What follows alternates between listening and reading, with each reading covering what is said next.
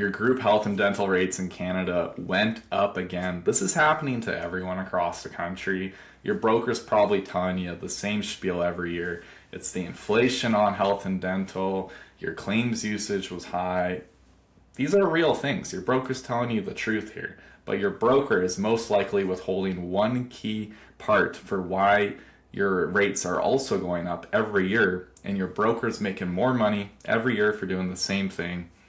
And I'm going to be diving into what that is, and really just the whole point of this video is you deserve to know what you're paying your broker, and the reality is you don't know. Who am I? My name is Jared Smith.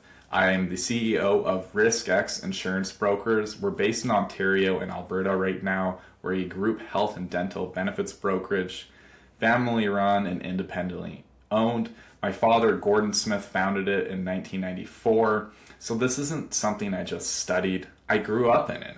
It's in my blood. And because of that, I've seen how this industry actually works from the inside. And a lot of it doesn't get talked about publicly. The only way you'll know about it is if you have 3 decades of experience. So my gift is that I've learned a lot from my father and just being immersed in this industry ever since I was actually a kid. You know, this is what this channel is for, is really pulling back the curtain on how the group health and dental business works in Canada. So I'm going to go over the few reasons why your group health and dental rates are going up. Your broker probably goes over this, so we're just going to run through the basics really quick.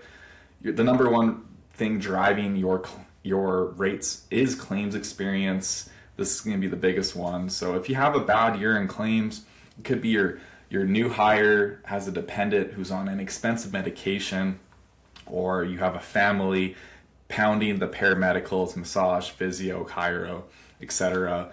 That's going to drive your rates of your insurance. The reality is with insurance, let's say $1,000 root canal, it's going to cost $1,000. There's no way you can get around that. The insurance company is going to have to take around $1,300 to $1,400 to pay for the administrative fees, their underwriting costs, and their profits, plus the broker's margin, so the broker can earn money. So you can't get around how these costs work.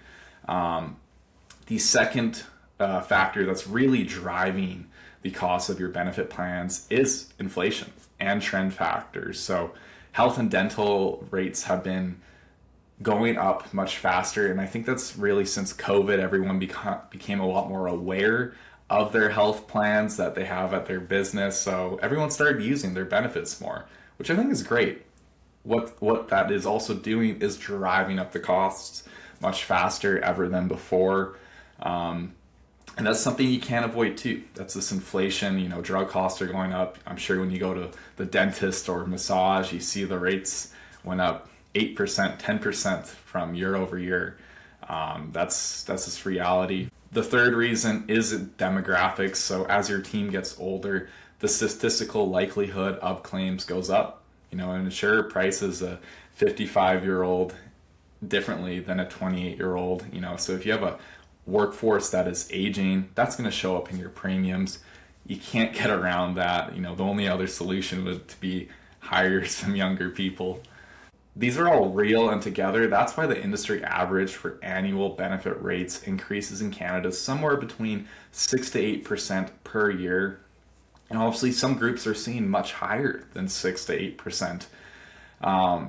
And the crazy thing is, you know, I don't think people realize is that every 10 years, approximately, group health and dental rates are going up 100%. That's obviously not sustainable. I know I haven't got to the part I talked about on what your broker's charging you, and they're not telling you what they're earning on your case. I'm just going to preface this before I go into this. You know, all brokerages and independent brokers have to earn a living. They provide a service, so you know, I'm not beating up our competition. We earn a commission just like other benefit brokerages around the country. Your benefit broker gets paid a commission that's built directly into the monthly billed premium that is taken out of your corporate checking account every single month. It's not another line item on the bill. It's embedded into the monthly billed premium. And in Canada, there's no law or regulation with the insurance regulators that mandates brokers to disclose their commission rates. So some brokers might be in at a very fair commission. Some brokers might be in at a very high commission that's not fair. You don't really know. It's a crazy thing. It's like the Wild West out here in Canada. And like I was saying, now commissions aren't inherently wrong. Brokers provide a service, they need to get paid. That's just business.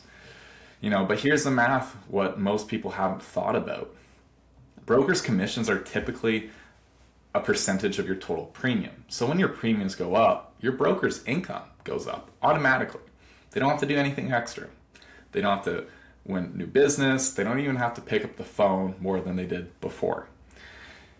And there's a point where, a broker starts earning too much on a case, and it becomes unethical, and it really becomes where it's not, the broker's interests are not aligned with their client. Because the client wants lower rates.